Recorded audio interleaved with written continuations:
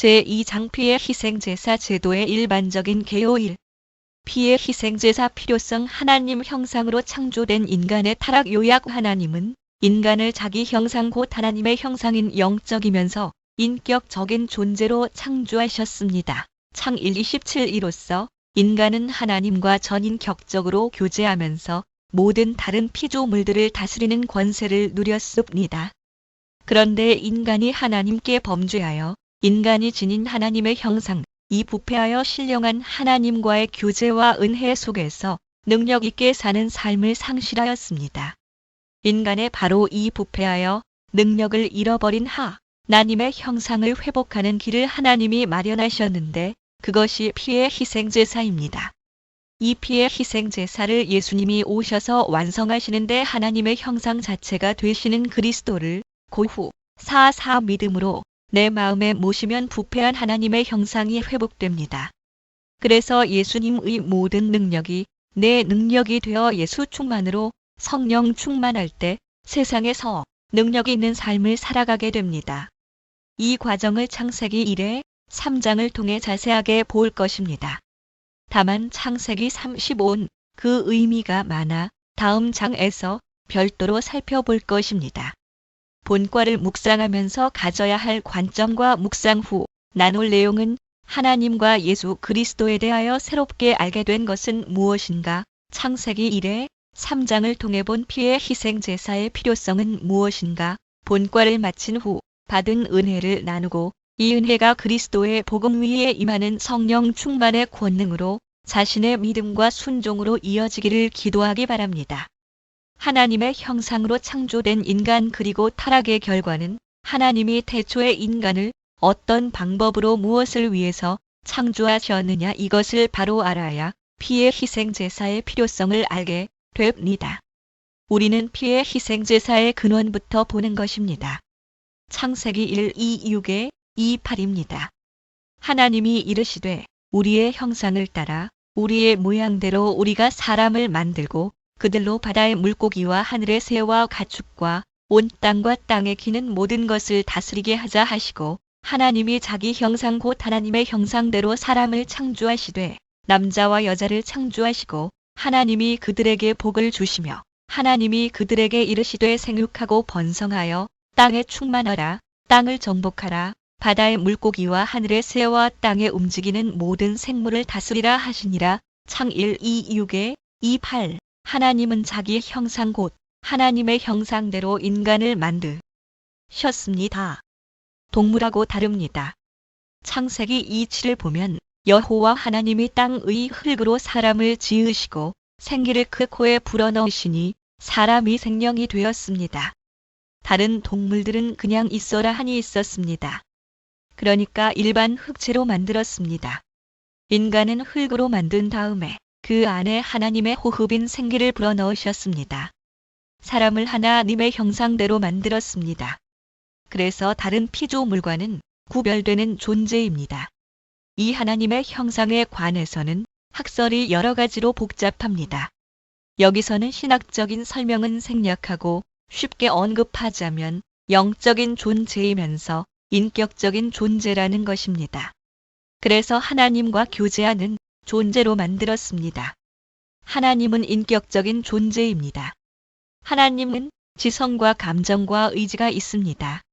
하나님은 인간을 바로 그런 존재로 만들었습니다. 아담은 맨 처음에 하나님, 그분 자체가 너무 감격스러워 좋았고 의지가 있어 하나님의 뜻대로 바르게 행동하고 모든 피조물의 이름도 지어주면서 권세 있게 행동했습니다. 골로새서 31 에베소서 4:242은 이것을 설명한 것입니다. 제가 알고 있는 성도 중 한 형제가 예전에 저에게 이렇게 간증을 한 적이 있었습니다. 자기는 예전에 예수님을 안 믿었다고 합니다. 죽으면 끝나는데, 동물도 죽으면 끝나는데 인간이 동물과 다른 것이 있나? 똑같지 뭐. 죽으면 끝나는 것이지라는 육체적인 생각을 가지고 이왕 산다면 잘 먹고 잘 살자 이런 식으로 생각을 했다고 합니다. 이렇게 생각하는 것은 동물과 인간의 차이를 몰랐기 때문입니다. 그 형제는 인간이나 동물은 똑같으니까 먹고 마시고 그렇게 살다 가버리면 끝나는 거지 뭐. 예수를 왜 믿어? 이렇게 생각하는 것입니다. 그런데 어느 날인가 누가 말하는데 인간은 영적인 동물이다. 하나님이 자기 형상으로 만들었다는 말을 듣고 생각을 해보았습니다. 나중에 깨닫고 보니 인간은 동물과 다른 존재로 만들었다는 것을 알게 되었습니다. 그래서 하나님의 형상인 그리스도를 믿어야겠다고 깨달았다는 것입니다. 인간이 하나님의 형상대로 지음을 받았는데 범죄함으로 인해 하나님의 형상이 부패되어 버렸습니다. 모양은 있는데 능력이 없습니다.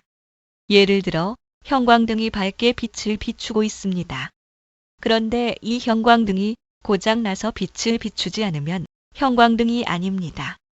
모양은 형광등이지만 형광등의 기능을 수행하지 못하게 되는 것입니다. 이와 같이 하나님의 형상대로 지음을 받았는데 하나님을 떠나 능력을 못 받으니 겉모양은 그대로 있으나 하나님의 능력인 형상이안 나타는 것입니다. 모양은 가지고 있으나 신령한 하나님과의 교제와 은혜 속에서 능력 있게 사는 것은 잃어버린 것입니다. 그런데 이 하나님의 형상이 지성, 감정, 의지로서 하나님을 아는 지식, 하나님을 사랑하는 마음, 하나님의 뜻대로 살아가고 순종하는 마음인데 이 형상이 범죄함으로 부패되면서 하나님에 관한 지식을 잊어버리고 하나님이 어디 있느냐, 하나님을 왜 사랑해, 하나님이 없으면 좋겠다. 이렇게 생각하여 하나님과 원수가 됩니다. 의지가 약해서 의로운 일을 하려는데 능력이 없습니다. 어떤 것은 나쁜 줄 알면서 좋으니까 해버립니다.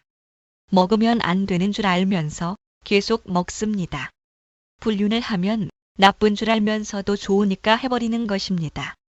이성적으로 행동합니까? 그렇지 않습니다. 의지가 약해진 것입니다. 더 정확히 말해서 의지가 타락한 것입니다. 앞에서 언급한 한 형제가 예수님을 믿기 전에 가졌던 생각처럼 사는 사람들이 많습니다. 잘 먹고 잘 사는 것이 최고다라고 생각하는 사람들이 많습니다. 대부분의 사람들이 그렇습니다. 육체적으로 정욕대로 사는 사람은 보이지 않는 세계, 영적인 가치를 무시합니다. 육신의 감각적인 삶은 동물과 차이가 별로 없습니다. 어쩌면 인간이 더 악한 방법으로 재물을 소비합니다. 동물들은 보다 고상하고 깨끗하게 먹습니다. 예를 들면 쥐가 쌀을 먹을 때 쌀통에 와서 배 터지게 먹고 배 터져 죽은 것을 본 적이 있습니까? 절대 그렇지 않습니다.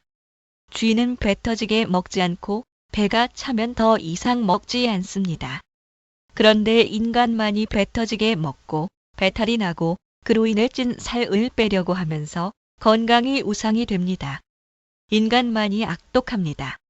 그러니까 동물보다 더 타락하게 됩니다. 오히려 동물이 인간 때문에 고생하는 것입니다.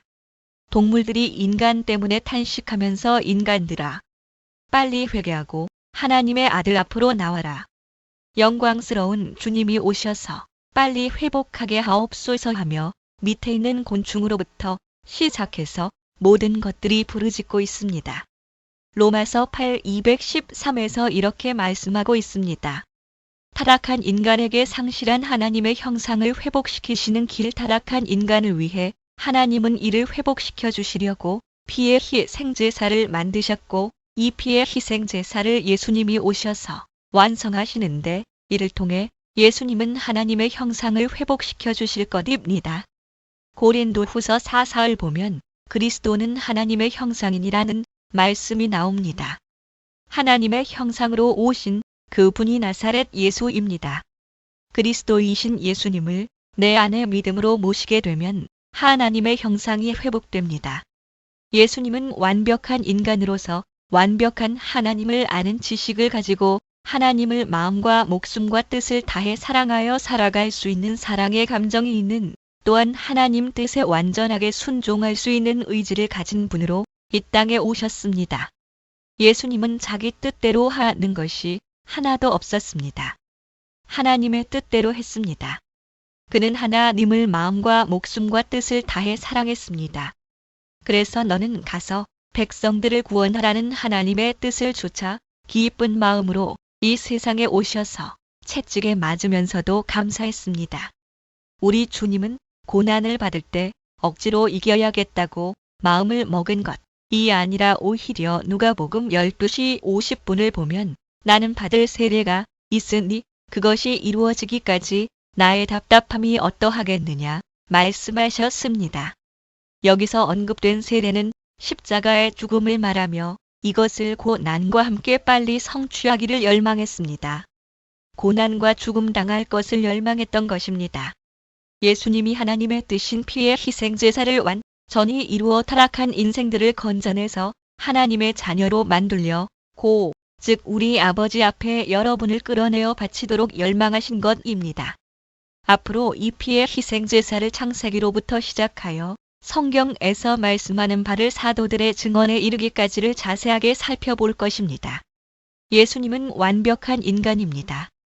여러분이 예수님을 믿어 성령 충만, 예수 충만이 성령 충만인데 이 예수 충만을 받으면 예수님처럼 하나님을 아는 지식이 충만해지고 하나님을 사랑하고 예수님을 사랑하는 마음이 생기고 강력한 의지를 가지고 살아갈 수 있습니다. 여러분이 지금 내가 이것을 해야 되겠다 마음을 먹었지만 의지가 약해 하나도 못하는 것은 능력이 없기 때문입니다. 그러나 여러분이 그리스도인이 되었으면 기도해서 능력받아 그 능력으로 열심히 살면 예수님이 여러분에게 지혜가 되고 예수님이 여러분의 능력이 되고 예수님이 여러분의 건강한 힘이 되어져 이루게 하십니다. 그리스도를 영접한 성도들에게 묻겠습니다. 예수를 얼마나 좋아합니까? 예수를 사랑합니까? 사랑합니다. 이와 같이 예수께서 하나님의 형상으로 오시니까 예수님에 대한 지식이 있고 예수님이 감정적으로 좋고 하나님 뜻대로 살 수 있는 능력을 얻는 의지를 갖게 됩니다. 제가 언젠가 기도를 하는데 예수님의 사랑을 주님 사랑합니다라고 고백하니까 내 마음속에 전율이 느껴졌습니다. 제가 얼마 전에 교제했던 한 대학생 형제에게 자기 과에서 우등하라고 했습니다. 그런데 복학생들이 열심히 공부해서 제 학생이 따라가기 어렵다고 했습니다. 열심히 기도하면서 공부해보라고 했더니 열심히 기도해 우등을 했습니다. 기도 응답이 된 것입니다. 이와 같이 피의 희생제사를 성취하신 예수님을 그리스도로 믿을 때 지혜도 얻고 능력도 얻고 의지도 얻습니다. 여러분의 악한 습관이 있는데 그러한 것은 못 끊습니다. 의지가 약하니 못 끊습니다. 그래서 마약한 사람이 한번 마약에 빠지면 못 끊는 것입니다.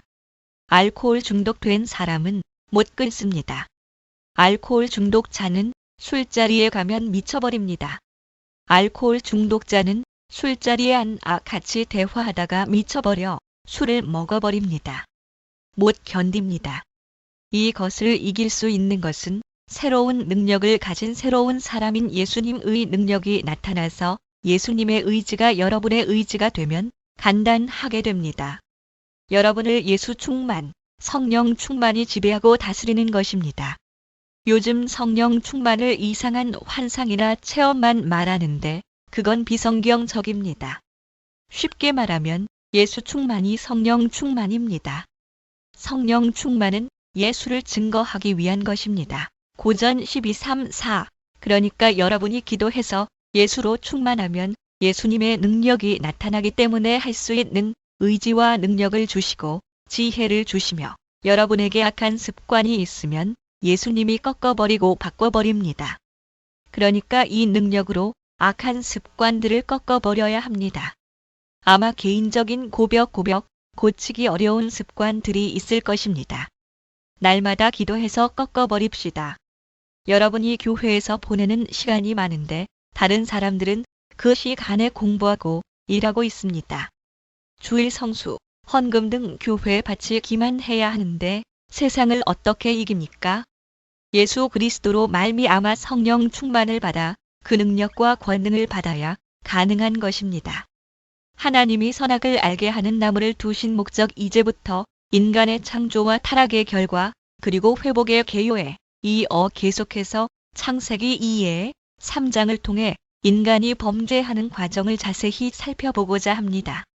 하나님은 인간을 자기 형상으로 창조하셔서 신령한 하나님과의 교제와 은혜 속에서 능력 있게 살게 하셨습니다. 그런데 인간이 순종해야 하는 언약을 주셨습니다. 창세기 27 말씀입니다. 선악을 알게 하는 나무의 열매는 먹지 말라. 내가 먹는 날에는 반드시 죽으리라 하시니라. 선악을 알게 하는 나무의 열매, 이것만 먹지 말라. 이것이 조건입니다. 나는 어디까지나 피조물이고 하나님은 경배받을 뿐입니다. 이런 생각을 가지고 하나님의 은혜와 능력을 찬양하면서 피조물을 다스리는 만물의 영장이 되었어야 합니다. 에덴 동산을 하나님이 창설하고 만물의 영장으로서 아담을 에덴 동산의 왕, 통치자로 세우셨습니다. 그러나 왕 노릇하되 하나님을 경배하고 나는 피조물이고 하나님은 창조주라는 것을 기억하고 순종해야 합니다. 이것 이 선악을 알게 하는 나무를 두신 목적입니다. 왜 선악을 알게 하는 나무를 둬서 그걸 먹어 타락하게 했는가? 이렇게 반론을 제기하는 사람들이 있는데 이런 식으로 생각하는 사람들은 생각을 바꿔야 합니다. 그렇지 않으면 복음받기 어렵습니다. 또 어떤 어리석은 자들은 창세기 2장에서 3장까지의 에덴 동산에서 있었던 사건들을 설화라고 생각합니다. 천만의 말씀입니다. 설화가 아니라 역사적 사건입니다. 아담과 하와는 역사적 인물입니까? 아니면 신화적 인물입니까? 역사적 인물입니다. 만일의 경우에 아담이 역사적 인물이 아니라 신화적 인물이라면 아담을 대신하기 위해서 오신 마지막 아담 예수님도 신화적 존재가 될 수밖에 없습니다. 아담은 오실 자의 모형입니다. 오실 자는 예수님입니다. 그 의미는 아담이 오실 자의 모형인데 아담이 실존상의 인물이 아니니까 예수님도 실존상의 인물이 아니다라고 한다면 기독교는 존재할 수 없습니다. 다른 종교의 관점에서는 예수님이 실제 있느냐? 없느냐? 지금 살아 있느냐? 예수님의 인격은 어떠했는가? 이런 것들이 문제가 되지 않습니다. 다른 종교는 교주가 어떤 행동을 했느냐가 문제가 되지 않고 그의 교훈이 종교의 핵심입니다. 공자가 없어도 유교는 존재할 수 있습니다. 그러나 기독교는 교훈이 중요한 것이 아니라 예수라는 인격 자체가 중요합니다. 예수님이 없다. 예수님이 실존적인 인물이 아니다라면 한순간에 무너져 버립니다. 한마디로 기독교는 예수 그리스도입니다. 예수님이 전부입니다. 그래서 예수교라고 합니다. 제가 섬기는 충성교회가 대한예수교 장로회입니다. 예수교라는 말은 예수를 믿는 종교입니다. 여러분 하나님교라는 말을 들어본 적 있습니까? 이렇게 말하면 이상한 이단 종파입니다. 하나님을 믿지만 하나님교라 하지 않습니다. 우리는 예수를 믿는 종교라 해서 예수교라 합니다.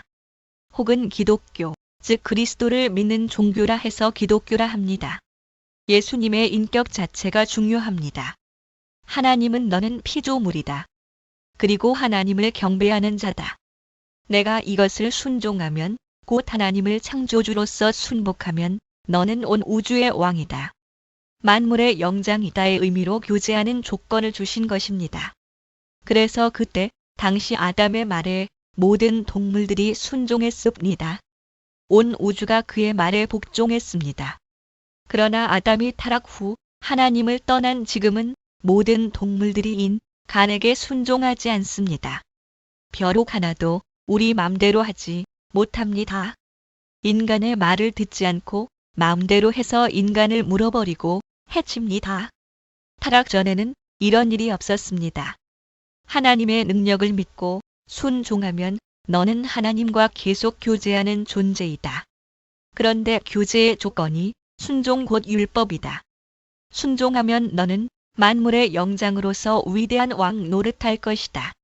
이것이 교제의 조건을 주신 하나님의 뜻입니다. 그런데 유감스럽게도 실패합니다. 인간의 실패를 가져온 뱀의 정체와 최초의 접근 방법 인간의 실패 과정을 아는 것은 중요하며 창세기 3:1-8에서 볼 수 있습니다. 대단히 중요한 부분이니 인용하겠습니다. 구약 성경 내용이 다 중요하겠습니다만 가장 중요한 부분 중에 하나가 창세기 3장 사건입니다.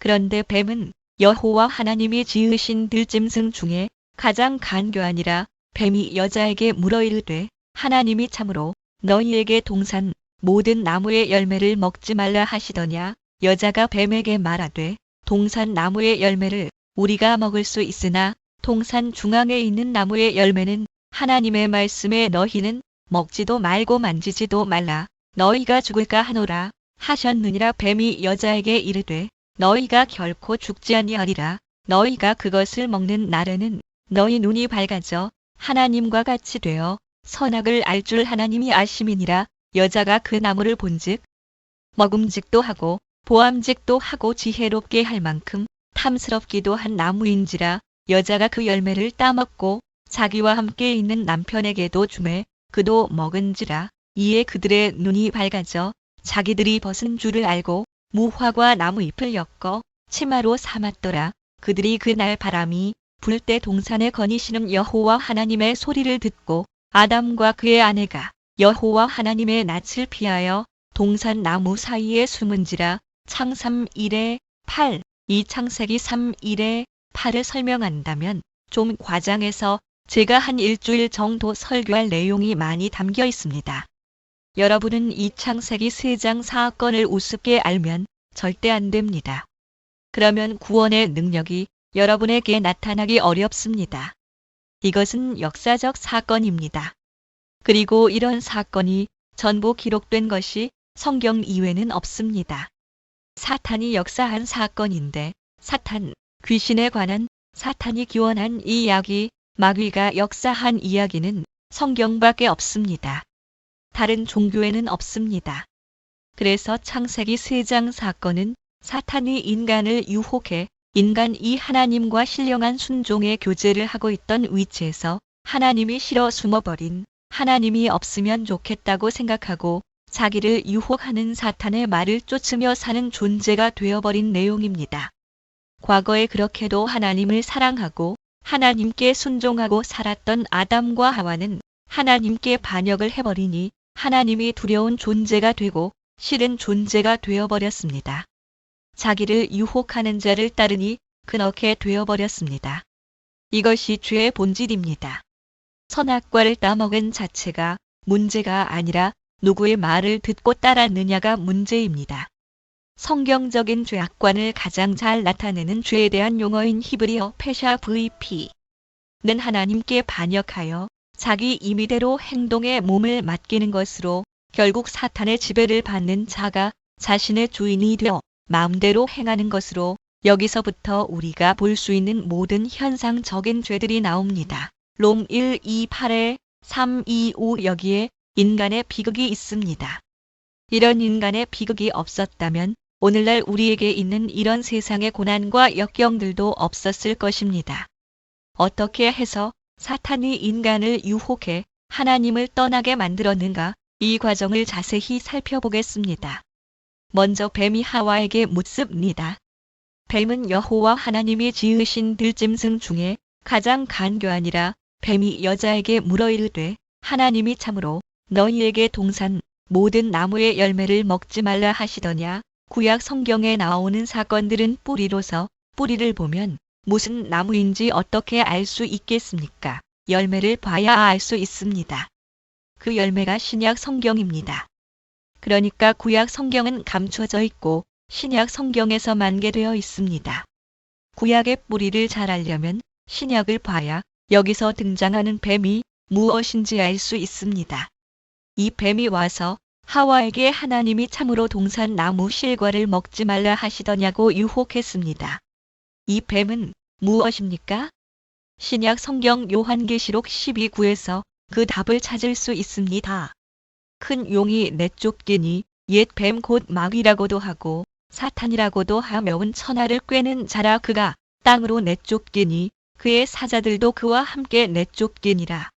큰 용이 있는데 그 정체가 아담과 하와를 넘어 때렸던 바로 그 옛날 뱀인 마귀라 하고도 하고 사탄이라고도 하는 놈입니다.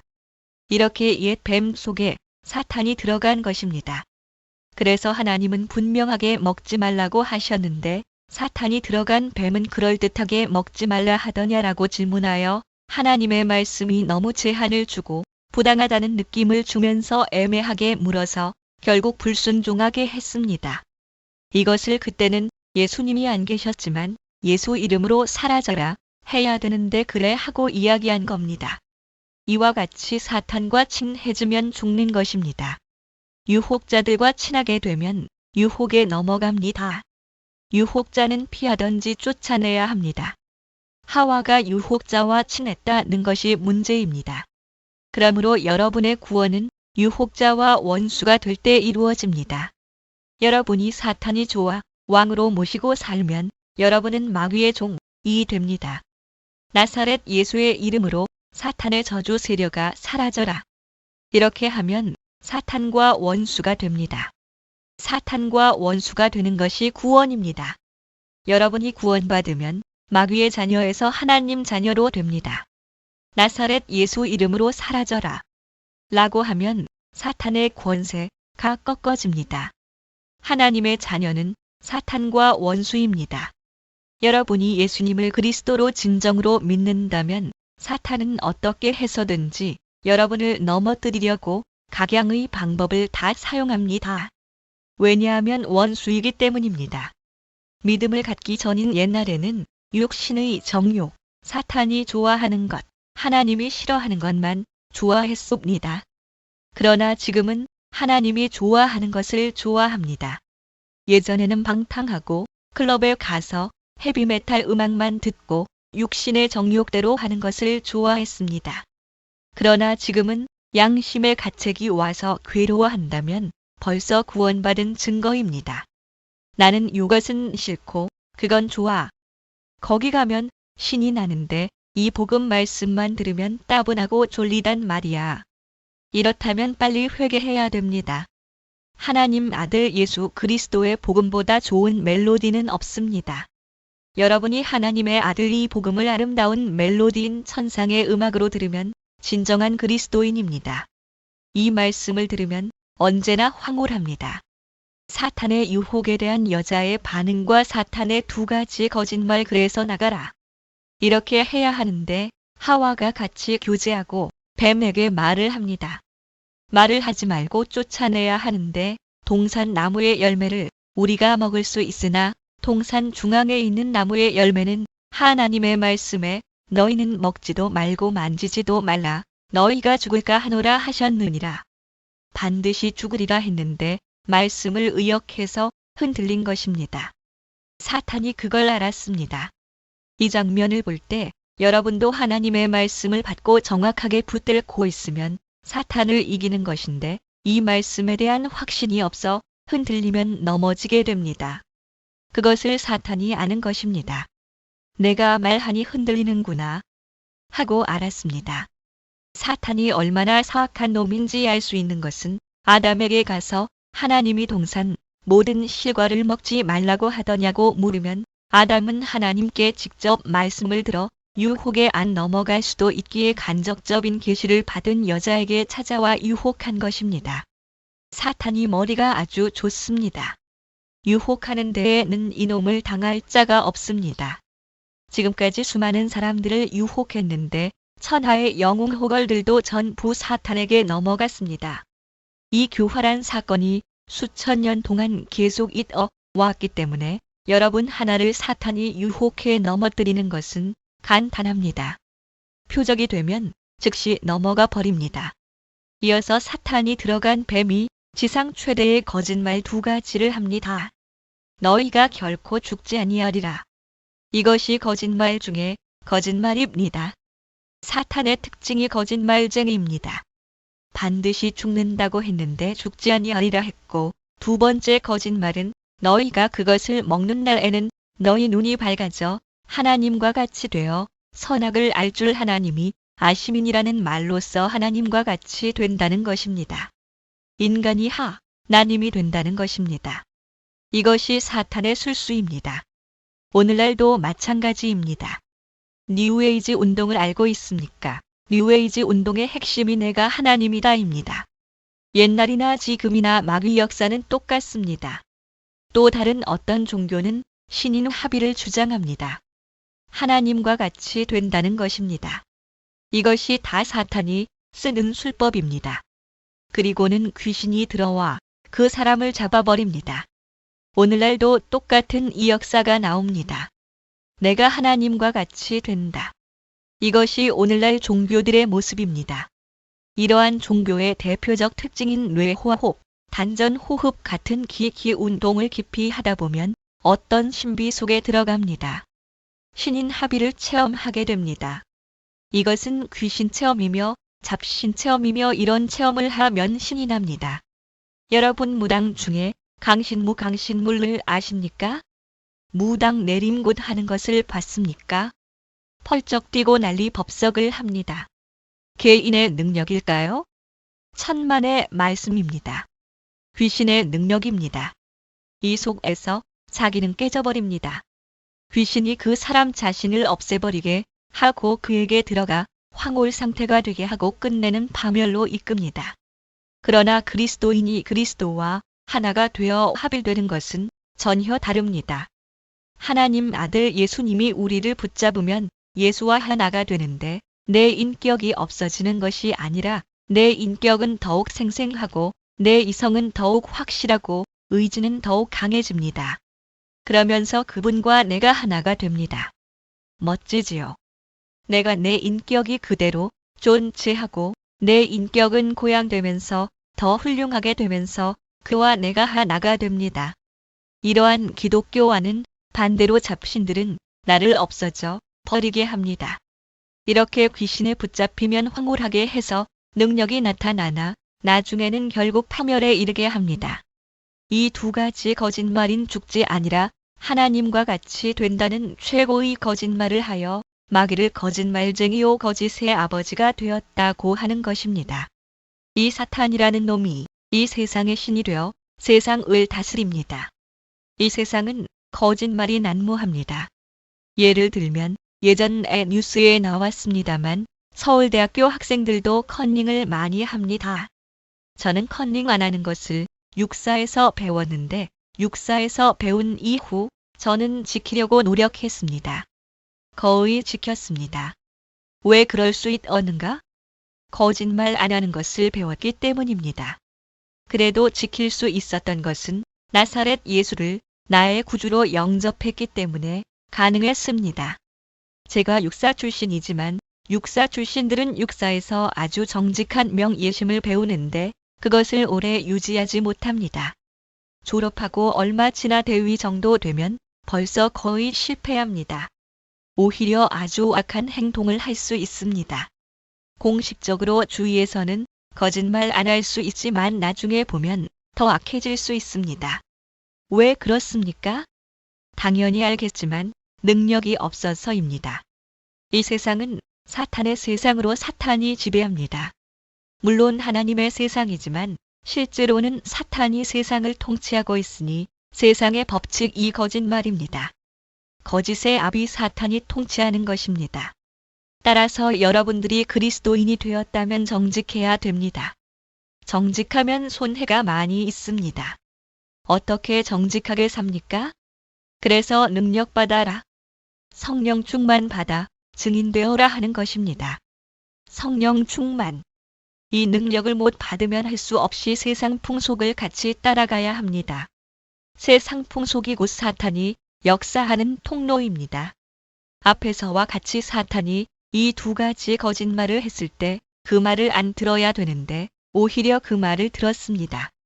예전에는 하나님의 진리의 말씀을 듣고 나무를 볼 때 언제든지 저 열매를 먹으면 죽는다는 그 말씀을 하나님의 진리로 봤습니다. 이렇게 절대적으로 하나님을 경외했습니다. 그런데 진리를 가지고 그 나무를 보지 않고 유혹에 넘어가 사탄의 말을 가지고 봤습니다. 사탄이 준 시야로 본 선악과와 그 결과 이제 아주 대단히 중요한 메시지를 봅니다. 6절입니다. 여자가 그 나무를 본즉 먹음직도 하고 보암직도 하고 지혜롭게 할 만큼 탐스럽기도 한 나무인지라. 이것이 중요합니다. 즉 사탄의 죄악의 빛으로 나무를 자세히 봅니다. 하와는 과거에는 영적인 상태로 봤는데 이제는 육적인 방법으로 본 것입니다. 여러분이 그리스도인이 되면 그리스도의 진리를 가지고 세상을 봐야 합니다.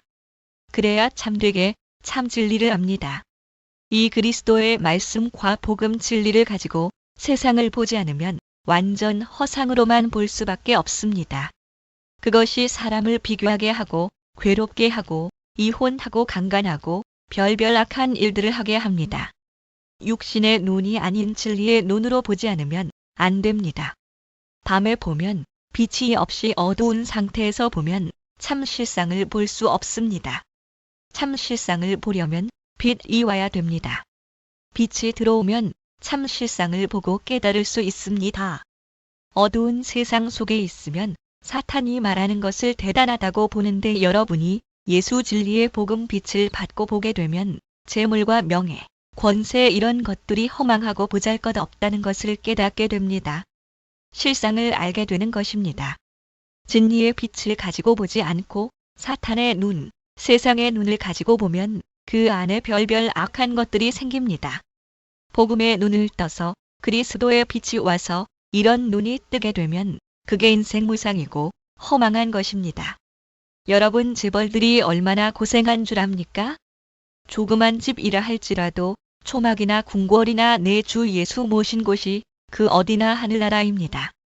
초막이라 할지라도 내 주 예수 모신 곳이 그 어디나 하늘나라이고 행복하다는 것입니다. 저는 이 사실을 믿습니다. 내 주 예수 모신 곳이면 내가 있는 곳에서 내 자신이 행복합니다. 돈, 명예 그런 것은 아무것도 아니며 그것을 가진 사람들이 잘 못하면 자살합니다. 대재벌 회장이 12층에서 떨어질 수도 있습니다. 대재벌 회장의 딸이 재산이 그렇게 많아도 자살해버립니다. 그러니까 오늘 진리의 빛을 받아 사탄의 세상의 마음을 쫓아버리기 바랍니다. 여러분이 누구의 말을 듣느냐에 따라서 인생이 결정이 됩니다. 사기꾼의 말을 들으면 결국은 망합니다. 그러나 바른 복음의 말씀을 들으면 여러분은 성공할 것입니다. 이 진리의 말씀을 들으면 반드시 미래가 보장되고 승리할 것을 믿습니다. 실상을 보십시오. 하와가 사탄이 이야기하는 것을 들어보고 그 나무의 실과를 보니 옛날에는 절대 먹어서는 안 되는 것이었는데 달라져 버렸습니다. 먹음직도 하고 보암직도 하고 지혜롭게 할 만큼 탐스럽기도 하게 되어버리니 먹어버렸습니다. 그리고 또 자기와 함께하는 남편에게도 주니까 그도 같이 먹어버렸습니다. 이것이 인간의 타락입니다. 이 사건이 원죄를 가져온 역사적 사건입니다. 역사적 사건이라는 것을 믿으시기 바랍니다.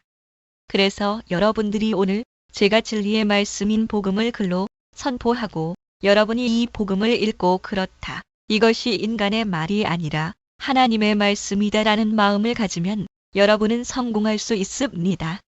세상 유혹에 넘어가지 않습니다. 이건 교회에서 하는 말이라 고하고 자기 생각에 빠지면 사탄의 유혹에 넘어갑니다. 이 사탄은 거짓말쟁이입니다. 사탄이 배후에 있는 세상 이야기에 넘어가면 안 됩니다. 이렇게 하면 성공해. 천만의 말씀입니다. 그렇게 성공하는 것이 아닙니다. 만일 성공할지라도 크게 성공하면 성공할수록 나중에 결정적인 실패가 옵니다. 수조원을 가진 재벌이면 행복할 것 같습니까? 전전긍긍합니다. 여러분이 재벌 회장 한 달만 하면 체중이 10kg은 빠질 것입니다. 고민해서 그렇습니다. 그러니 그분들을 존경해야 합니다. 그분들 덕에 우리가 먹고 살기 때문입니다. 범죄한 이후 죄를 해결하려는 인간적 노력과 진정한 해결의 길 사탄의 유혹에 넘어가 먹어버리니까 좋을 줄 알았더니 하나님의 말씀 진리에 반역하여 벌써 죄의식이 생겼습니다. 창세기 3:7에 그들의 눈이 밝아져 자기들이 벗은 줄을 알고 무화과 나무 잎을 엮어 치마로 삼았더라. 옛날에는 벗어놓고 다녀도 아무런 문제가 없었는데 먹고 나니 수치심이 생겼습니다. 죄는 수치를 동반하는 것입니다. 그렇게 되니 죄의 수치를 가려보려고 무화과 나무 잎을 가지고 치마를 하였습니다. 그러나 그것으로 가려지겠습니까? 햇빛 나면 말라서 비틀어져 버리고 쪼개져 버렸습니다. 이것은 다음과 같은 것을 의미합니다. 범죄한 인간은 죄를 가리려고 무화과 나무 잎 즉 인간적인 방법으로 죄를 가리려고 하는데 이것이 가능합니까? 인간이 종교적인 방법이라든가 무슨 도덕, 철학 등 이런 것들로 죄를 가려버리고 죄 문제가 어디 있어 이렇게 말하거나 도피적으로 하는 사람들은 하나님이 어디 있느냐 하는 어리석은 말을 하는데 그런 것 가지고는 안 됩니다. 죄를 가리는 것은 무엇으로만 가능합니까? 예수님의 피로만 가능합니다. 앞으로 계속 설명하겠지만 결론을 말하자면 여러분의 죄를 가리는 것은 예수님의 피로만 가능합니다. 왜 그렇습니까? 죄 지은 자는 죽어야 하기 때문입니다. 그러므로 내가 죽든지 다른 사람이 나 대신 죽어주든지 해야 됩니다. 대신 누가 죽으셨습니까? 예수님입니다. 죽음을 무엇이라고 표현하지요? 피라고 표현합니다. 피가 생명입니다. 예수님의 피를 다시 말하면 예수님의 죽음입니다. 내 대신 속죄의 제물이 되셔서 대신 속죄했다고 해서 대속이라 합니다. 이것이 복음의 본질 중의 하나입니다. 이를 형벌대속설이라고 합니다. 죄의 삭순 사망이요. 롬 6:23 즉 죄의 대가는 죄의 형벌인데 그것은 죽음입니다. 왜 죽음이 오는지 압니까? 실존주의자처럼 자연현상으로 모두 늙으면 죽는 것이란 말은 천만의 말씀입니다. 죽음은 하나님의 명령과 형벌로 오는 것입니다. 그러니까 죽음을 두려워합니다. 형벌 앞에서 떨게 됩니다. 사형수가 사형 집행 당하는데 떱니다. 사형장에 가는 사람은 모두 떱니다. 정신이 나가버립니다. 죽음 앞에 덜덜 떱니다. 두렵다 이 말입니다. 그런데 실존주의자들은 자연현상이라고 합니다. 자연현상이라 고 주장한 유명한 실존주의 철학자 샤르트르는 1980년 죽음 앞에서 발악하고 죽었습니다. 샤르트르는 자기 병이 너무 겁나고 죽음이 얼마나 두렵든지 자기 부인한테 자기가 무슨 병인지 물어보지도 못했습니다.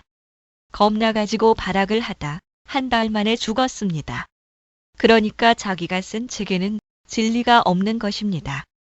물론 철학자들은 어떤 의미에서는 그들이 가지고 있는 어떤 진리에 편린 편인 극히 작은 한 부분이 있을 수가 있습니다. 철학자들이 주장하는 대로 철학 속에도 진리의 편리가 있습니다. 왜 그렇습니까?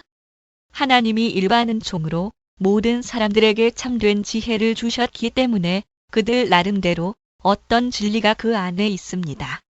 아주 편린이지만 그러나 그것은 어떤 파편 조각에 불과한 것이지 다른 많은 부분은 그 안에 비진리로 가득 차 있습니다. 궁극적으로는 진리 되신 그리스도를 방해하고 있습니다. 모든 대철학자는 무엇을 방해합니까? 예수님이 하나님의 아들 그리스도라는 것은 진리가 아니다. 내 철학을 믿어라. 그래서 어떤 의미로는 대철학자들은 좀 유감스러운 말이지만 거짓 선지자들입니다. 대사상가들도 마찬가지입니다. 왜 그렇습니까? 그 사상을 가지고 예수님을 못 믿게 합니다. 인생은 예수님을 믿는 믿음으로 살아야 되는 것인데 철학으로 이렇게 살아야 한다는 허황된 이론을 제시하지만 그것을 통해 인생의 문제가 해결된 것이 있습니까? 한 번도 해결된 적이 없습니다. 그것을 교육으로 가르치고 수천 년을 교육해도 교육이 제대로 한 번도 된 적이 없습니다. 지난 정권에서 교육을 엉망으로 했다던데 새 정권에서는 잘 하느냐? 다음 정권은 잘할 것 같습니까? 안 됩니다. 하나님께 순종해야 합니다.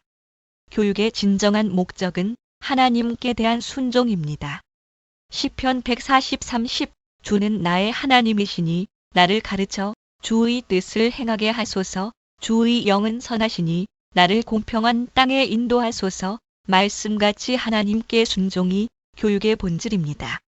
여러분 알겠습니까? 그런데 오늘 세상이 하나님께 순종하라고 가르칩니까? 교만해서 하나님께 반역하고 그러한 것들을 오히려 잘한다 합니다. 이러한 교만은 언제든지 교사한테 반항하고 부모한테 반항하는 불량 아들을 키웁니다. 세상 교육이 성경 교육과 완전히 다릅니다. 진리 되신 그분은 예수님입니다. 그분이 말씀하셨습니다. 내가 진리다. 그 인격자 되신 그분께 내 인생을 맡깁니다. 그러면 여러분의 과거, 현재, 미래가 완전히 달라집니다. 그리스도는 여러분의 인생, 모든 문제에 대한 오늘의 해결뿐만 아니라 과거와 미래의 문제들에 대한 해결입니다. 미래의 보장이요, 과거 문제 해결입니다. 이것이 복음입니다. 돈을 많이 내고 좋은 일을 많이 하고 자격을 갖추라고 하면 힘들겠는데 믿어라. 내가 그리스도니까 믿어라. 믿으면 되는데 얼마나 쉽습니까? 왜 믿으라고 하느냐? 그것은 인간이 선행, 종교, 도덕, 철학으로 해결할 수 없다는 것을 하나님이 이미 알고 있었기 때문입니다. 믿어라. 이 믿음이 구원의 방법이 되는 것입니다. 오늘 전하는 메시지를 여러분이 믿어야 됩니다. 하나님 말씀을 믿어야 됩니다. 그러면 여러분은 구원을 받습니다. 그래서 아담과 하와가 이 수치인 죄를 가리려고 했습니다. 무화 과나무 잎으로 가렸습니다. 다시 반복하지만 이것이 핵심이기 때문에 무엇으로 죄가 가려진다고 결론을 다시 언급했습니다. 바로 예수님의 피를 통해서 곧 우리의 속죄를 위한 대속의 죽음을 통해서만 가능합니다. 하나님과의 교제가 단절되고 하나님을 떠난 아담과 하와가 범죄하여 하나님 음성을 듣고 숨어버립니다. 8절 그들이 그날 바람이 불 때 동산에 거니시는 여호와 하나님의 소리를 듣고 아담과 그의 아내가 여호와 하나님의 낯을 피하여 동산 나무 사이에 숨은지라. 숨어 있는데 마침 하나님이 그들과 교제하시기 위해서 오셨습니다. 왜 그렇습니까?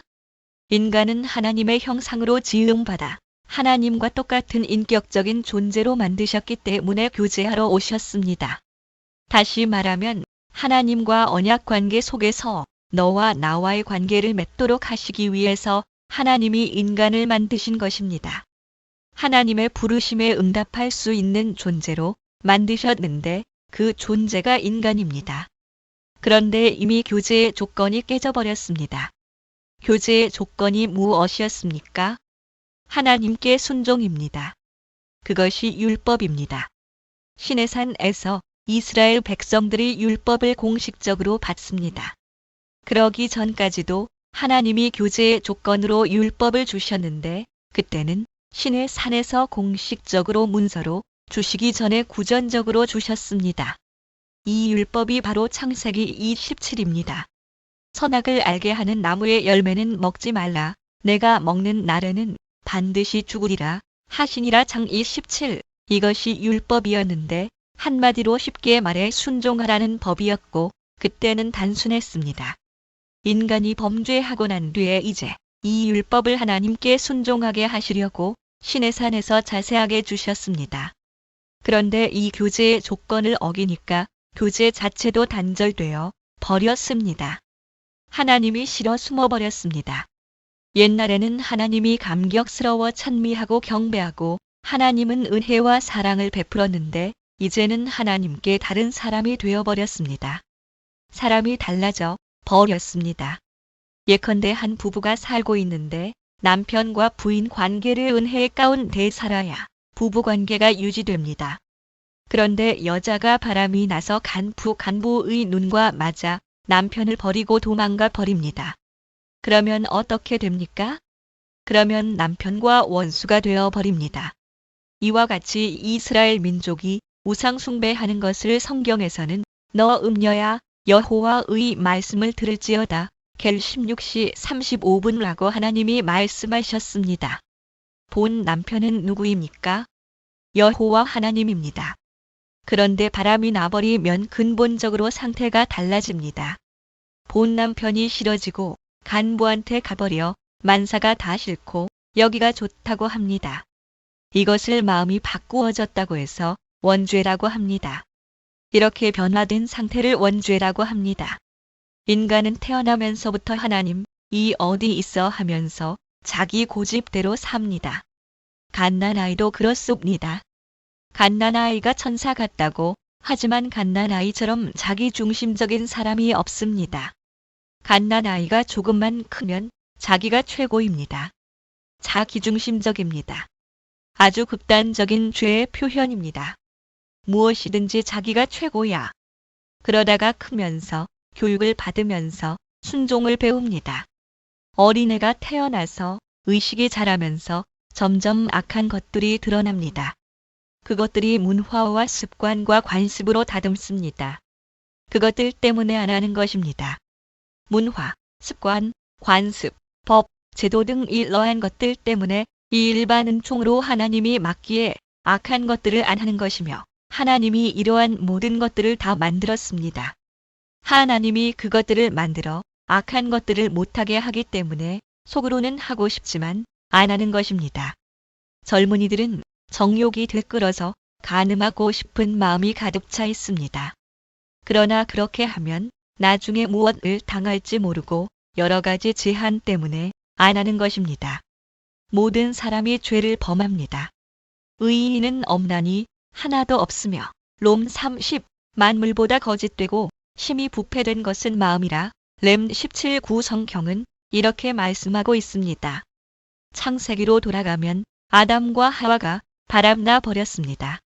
그래서 숨어 버렸습니다. 인간이 하나님을 떠났습니다. 창세기 3:8에서 인간이 범죄하니까 죄를 느끼고 하나님을 떠나버렸습니다. 하나님과의 교제가 파괴되었습니다. 이것이 인간의 비극입니다.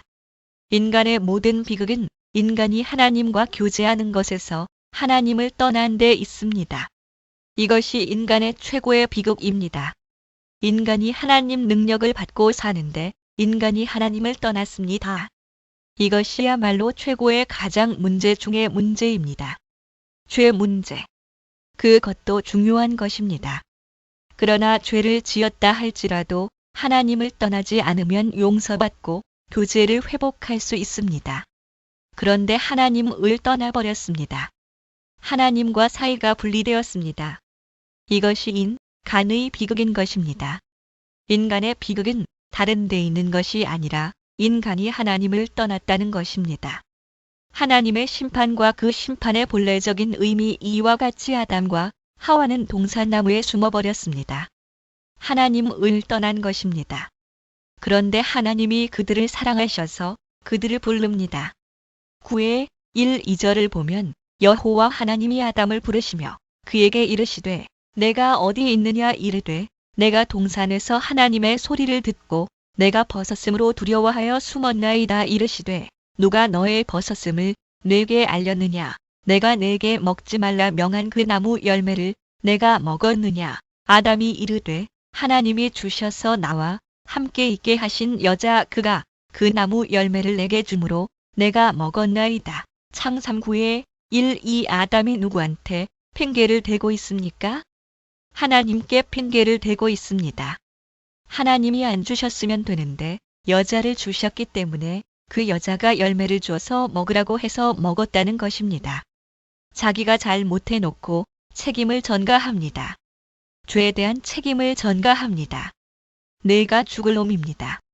내 죄를 용서해 주십시오라고 하지 않고 자기 변명을 합니다. 다음으로 하나님이 여자한테 물어봅니다.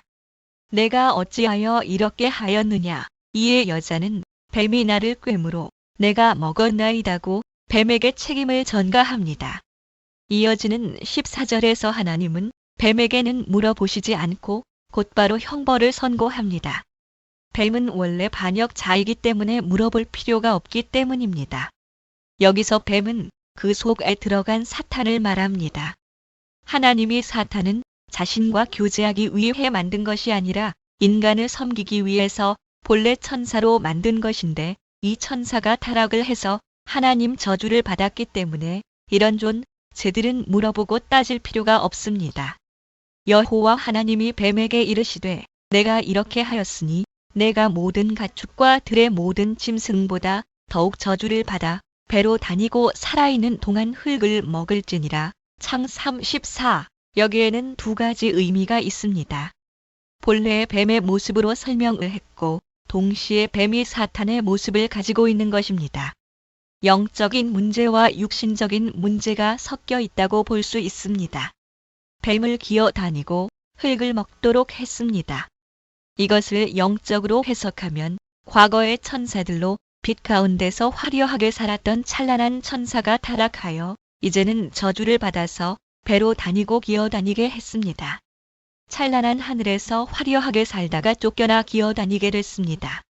그리고 살아있는 동안 흙을 먹을지니라는 의미는 극한 굴욕을 말하는 것입니다. 하나님은 사탄이 인간을 범죄시킴으로 인해 사탄을 저주해서 찬란한 빛 속에 살던 것이 땅 속을 기어다니며 살도록 만들어버리고 뿐만 아니라 극한 굴욕 속에 살게 했습니다. 계속 이어지는 하나님의 사탄에 대한 심판인 창세기 35는 매우 중요해서 다음 장에서 독립하여 다루기로 하고 먼저 아담과 여자에게 내린 심판과 그 의미를 살펴보겠습니다. 하나님이 심판을 하면서 인간들의 하나님을 떠난 인생들이 너무 재미있고 좋다면 하나님께로 돌아오겠습니까? 안 돌아옵니다. 그런데 내가 하나님을 떠나 사는 삶이 너무 괴롭고 힘들고 고난이 너무 많다면 내가 하나님을 떠나 우리 아버지 집을 떠나니 내가 고생이 많구나. 빨리 집으로 돌아가야 되겠다. 미래를 은혜로 다 제2장 피의 희생제사 제도의 일반적인 개요 75 보장해 주시는 우리 아버지 집으로 돌아가야겠다. 고아와 같은 생활을 하니 너무 힘들다. 빨리 돌아가야겠다. 빨리 아버지한테로 돌아가야지라고 할 것입니다. 예수님이 비유로 말씀하신 탕자가 돌아올 때 세상에서 재미있고 즐겁게 살았으면 돌아오지 않았을 것입니다. 고난이 있었으니 돌아온 것입니다. 룩 15시 11분 -32.7 하나님이 1:6에 1:8절에서 또 여자에게 이르시되 내가 내게 임신하는 고통을 크게 더하리니 내가 수고하고 자식을 낳을 것이며 너는 남편을 원하고 남편은 너를 다스릴 것이니라 하시고 아담에게 이르시되 내가 내 아내의 말을 듣고 내가 내게 먹지 말라 한 나무의 열매를 먹었은즉 땅은 너로 말미암아 저주를 받고 너는 내 평생에 수고하여야 그 소산을 먹으리라. 땅이 내게 가시덤불과 엉겅퀴를 낼 것이라. 이렇게 판결을 내리는데 그것은 인간에게 고난을 주는 판결입니다. 이 판결은 고난으로 인간들을 괴롭게 하는 형벌도 되겠지만 궁극적으로는 하나님의 자비입니다. 하나님께로 돌아오게 하기 위함입니다. 여러분 땅을 갈아엎어 보십시오. 땅에 씨를 뿌리지 않아도 잡풀과 엉겅퀴가 자라나옵니다. 이런 것들을 막을 만한 것이 없습니다. 성경대로 저주가 그대로 나타나는 것입니다. 그로 인해 고난을 통해서 인간들은 하나님께 돌아옵니다. 저도 솔직히 고난이 없었으면 그리스도께 돌아오지 못했을 것입니다. 죽게 되었으니 살려주십시오 하고 돌아왔습니다. 혹시 지금 여러분 중 어려운 고난에 있는 사람들은 주님이 여러분을 향해서 손짓한 것으로 알고 내게 고난 당한 것이 축복이라고 받아들여야 합니다. 시편 기자가 말한 것처럼 오직 그리스도를 의지하라는 말입니다. 예수님이 그리스도시니 예수님, 나의 주여. 고난을 준 것을 감사합니다. 이 고난을 이길 수 있는 힘과 능력을 주시고 내가 감당할 수 있는 것을 감당하게 하시고 내가 감당할 수 없는 것은 피할 길을 주소서. 라고 기도하십시오. 그러면 응답됩니다. 이제 마지막으로 하나님은 인간이 범죄하면 그 결과로 지음을 받은 흙으로 돌아가는 죽음을 선고하셨습니다. 19절 말씀입니다. 내가 흙으로 돌아갈 때까지 얼굴에 땀을 흘려야 먹을 것을 먹으리니 내가 그것에서 취함을 입었음이라 너는 흙이니 흙으로 돌아갈 것이니라 하시니라. 장 39 모든 사람은 죄인이며 롬 3:23-8 또한 하나님을 떠나 마귀의 권세 아래 그 자녀로 살고 요 8:44-9 평생을 고난 속에 살다가 죽어야 할 운명에 있습니다. 죽음 이후에는 심판을 받아야 합니다. 히 9:27-10 이 심판은 불과 유황으로 타는 못인 지옥 불에 던져지는 것입니다. 계 21:8-11 오직 이 형벌에서 벗어나 구원에 이르는 길은 하나님이 마련하신 유일한 길인 피의 희생제사를 통해 하나님께 나가는 것밖에는 없습니다. 이제 신약 시대를 사는 우리는 피의 희생제사를 완성하 신 예수님을 그리스도로 십자가상에서 그의 피로 이루신 죄 사함을 믿을 때 구원을 받습니다. 이것을 다음 장을 통해 자세히 살펴볼 것입니다.